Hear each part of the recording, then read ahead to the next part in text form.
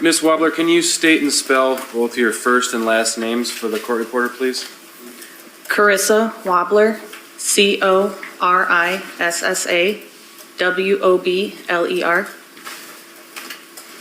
Where do you work? I work at the State Crime Lab in Wausau, How long have you worked there? 9.5 years. What's your current role? I'm a fingerprint and footwear examiner, How long have you worked in that role? 9.5 years. So the entire time you've been with the crime lab? Yes. Your Honor, may I approach? You may.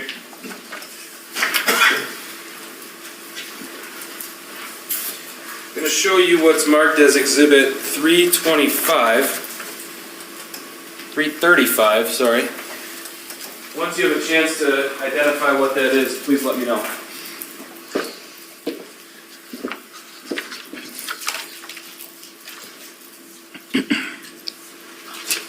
This is my statement of qualifications. And what's contained on your statement of qualifications, just generally? My position, my duties, any education and training that I've attended. And the document in front of you, 335, that's an accurate and reasonably up-to-date copy of that statement of qualifications? Yes, it is. I'd move Exhibit 335 into evidence. Any objection? No objection. Exhibit 335 will be received.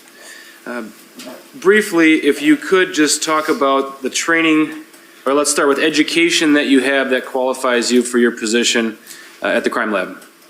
I have a bachelor's degree in criminal justice, and as well as a bachelor's degree in forensic science with a minor in chemistry, both obtained from the University of Findlay in Ohio. So as it relates to the case that you're here for today, you did some fingerprint potential analysis, correct? Yes. So let's focus on that part of your employment and your training. What specific trainings do you have that qualify you for that type of work?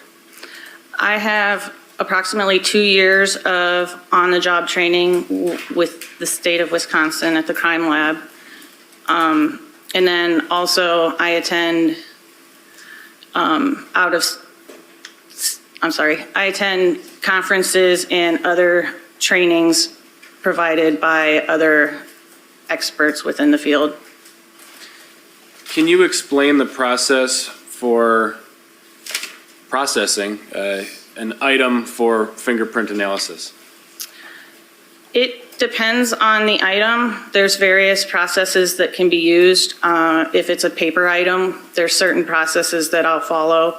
If it's a non-porous item, such as a plastic bag or a cell phone, I will use different processes. There's different processes for like blood impressions. So it just depends on the item. In this case, what was the item that you were processing for potential fingerprint analysis? It was the exterior area of a vehicle. And can you describe generally the process that you used in this case?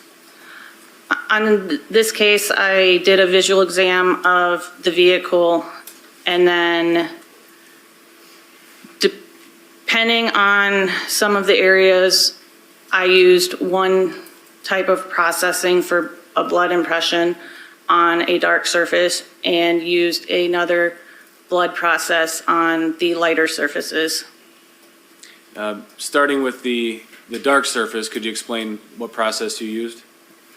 It's called acid yellow 7. It's a dye stain that fluoresces under a certain wavelength, and it's good on dark surfaces. And what are you looking for in that process? Any impressions that may be in blood that will fluoresce. Could you please describe the process, the second process you used for the lighter surface? The second process is amido black. It's also a dye stain used for blood impressions. It works better on lighter surfaces because the color is like a blue-black. So in this case, you processed a car, and that was done at the Wausau Crime Lab, correct? Yes, Who asked, and that was at the request of Katie Hoffmeyer? yes. Is that the supervisor at the lab? She is currently, Okay. Your Honor, may I approach? You may. I'm going to show you what's marked as Exhibit 655 as well as Exhibit 336. We'll start with Exhibit 655. Do you recognize what that document is?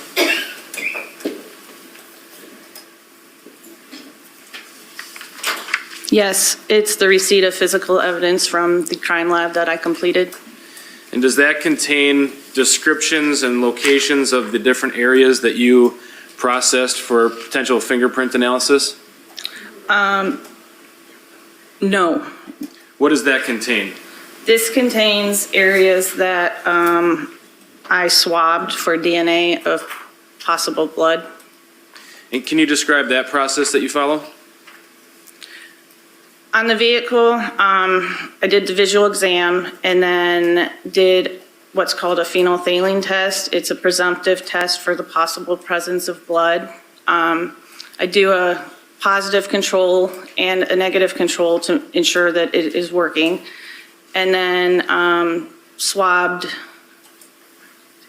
6 areas that I tested. I tested 6 areas with the phenolphthalein, and they all were positive for the possible presence of blood. So then I did a wet swab of that blood area.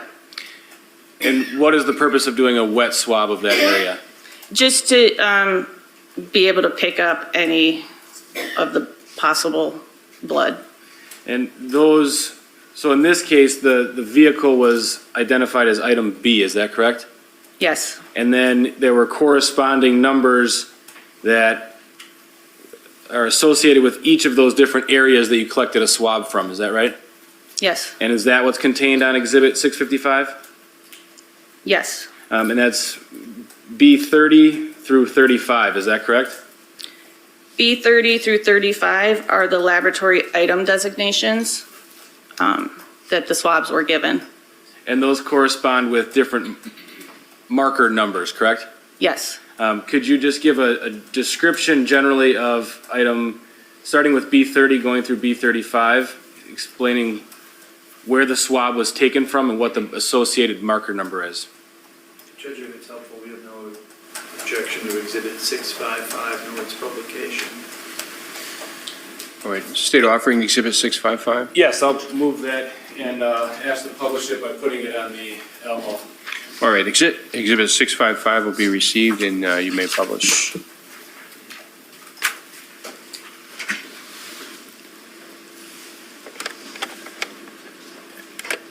And that's the list from B30 to B35, correct? Yes. And is that an accurate list of the different areas that were swabbed, Yes. including their marker numbers and associated item number, correct? Correct. Thank you.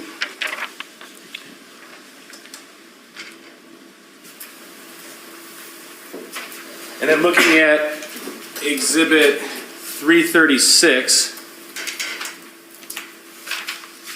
what areas were processed and processed for potential friction ridge detail?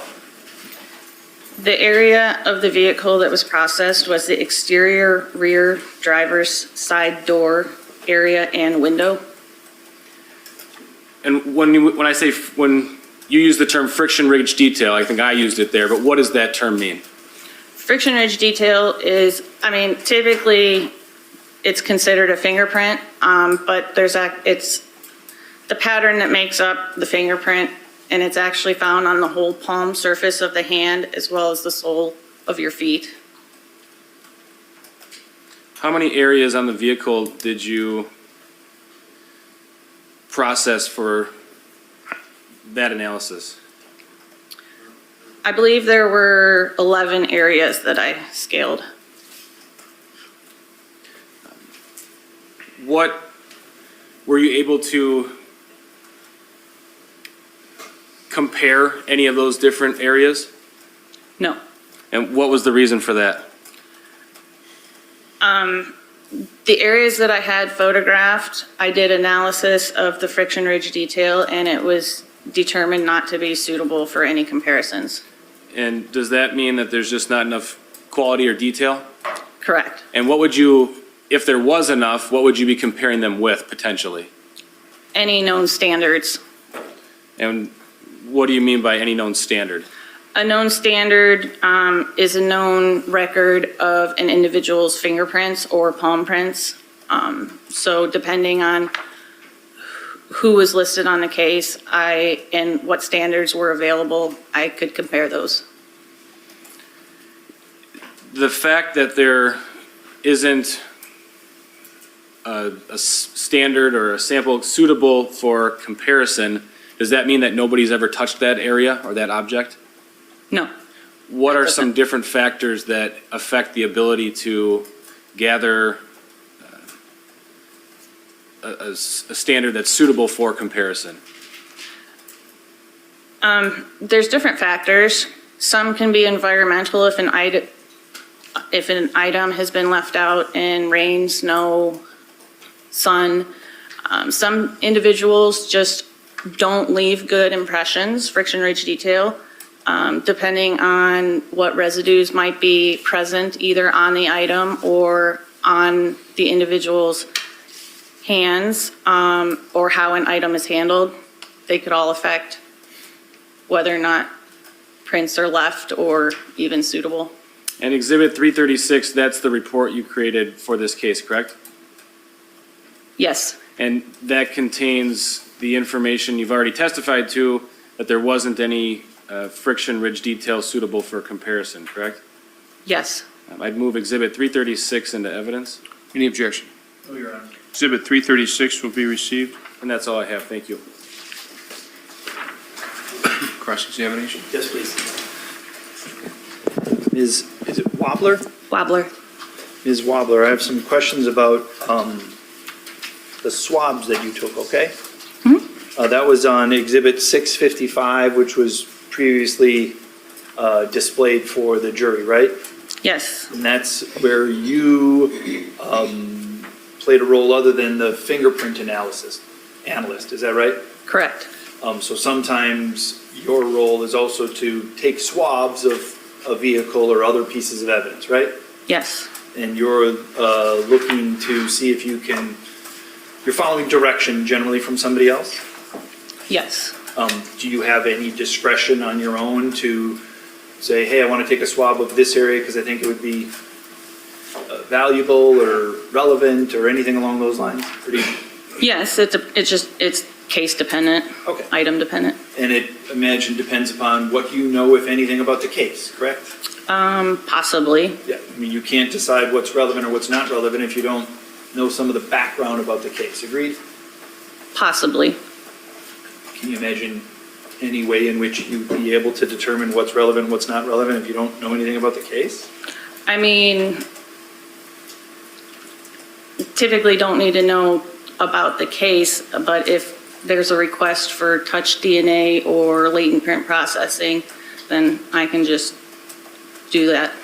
Okay, so, touch DNA, what's touch DNA? It's just I'm not a DNA analyst, number one. So, basically, Stop you for a second. Okay. You swab for touch DNA? I do, yes. Okay, so tell us about what you know about touch DNA. Basically, if an item is handled, DNA can also be left as well as any fingerprints. And so if there's a request for DNA and latent prints, then I can swab the item prior to latent print processing. Okay, so there's, and again, this is broad strokes, but if you're trying to determine if somebody was in a particular spot, or at least their DNA was in a spot, one way you can do it is to swab a reddish brown stain to see if that is, whose DNA that is in the blood, right? Yes, Another way is, as you talked about, is to look for ridge detail, what is commonly called fingerprint evidence, right? yes, And another way is to look for this touch DNA that just gets transferred from our skin cells, is that right? Yes, So sometimes there doesn't need to be an actual red or brown stain or a fluid. You could just take a swab to see if somebody's skin cells got transferred onto that piece of evidence, right? correct. Okay.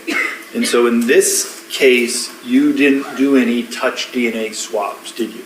No, So the front part of the inside of the vehicle, you didn't swab anything on the driver's side window to see if there was touch DNA there, did you?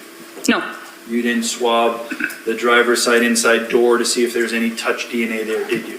no, You didn't swab the steering wheel of the vehicle where somebody would put their hands if they were operating the motor vehicle for touch DNA, did you? no, You didn't swab the keys. This was an old car that had actual keys that you stick in the ignition and turn, do you know? I have no idea. Okay. You didn't swab any keys? No, You didn't swab a key fob? no, You didn't swab the, you know, on seats when you're sitting in a car and you want to move the seat forward or back, there's that seat leveler. Are you familiar with that? Yes? yes, And you didn't swab that area on this driver's side seat to see who, if anybody, may have put touch DNA onto that seat position, did you? no, You didn't swab the dash of the vehicle for No. touch DNA? You didn't swab the radio? Judge, I'm going to object. He asked if she swabbed anything, and she said no. Okay, I'm going to sustain, it's cumulative. Did you, so you didn't swab anything at all in the car for touch DNA? That's my last question on touch. no, Okay. And that was because you got no directions about it, correct?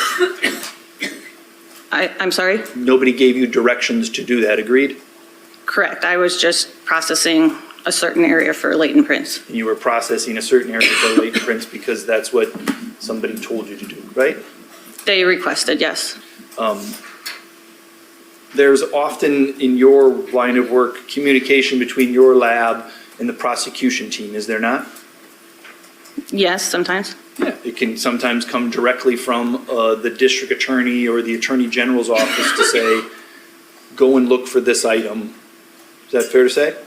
Yes, And sometimes it comes from an investigator who's working on the case as part of the prosecution team, right? correct. And that investigator or attorney will give you direction to say, here's an issue in the case, go look to see if you can find touch DNA or fingerprint analysis or some other DNA. Agreed? Yes, You had,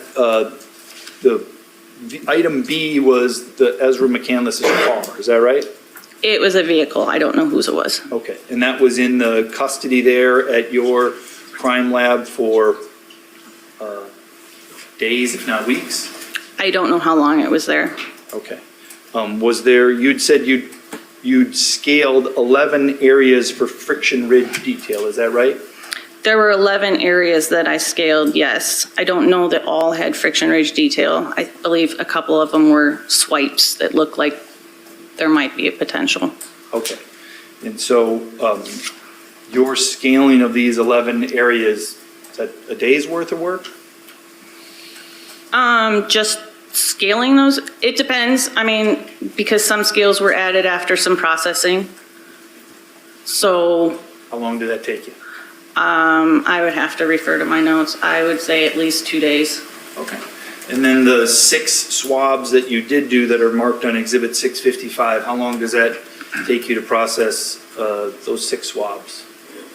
I don't know that I could put a time on it, but it would not take more than a day. Okay.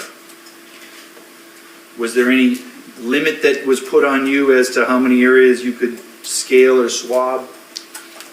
Not a limit, I was just requested for that certain area of the vehicle. Okay.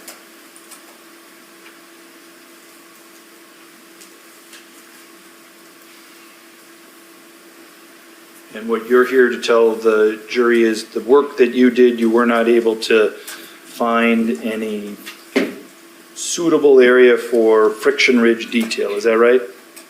Correct. That's all, thanks.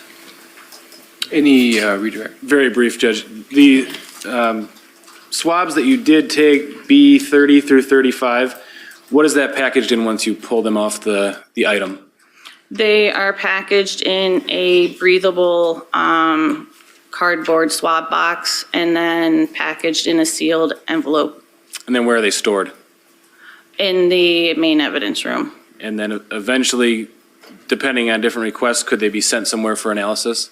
Yes. Who has access to the main evidence room?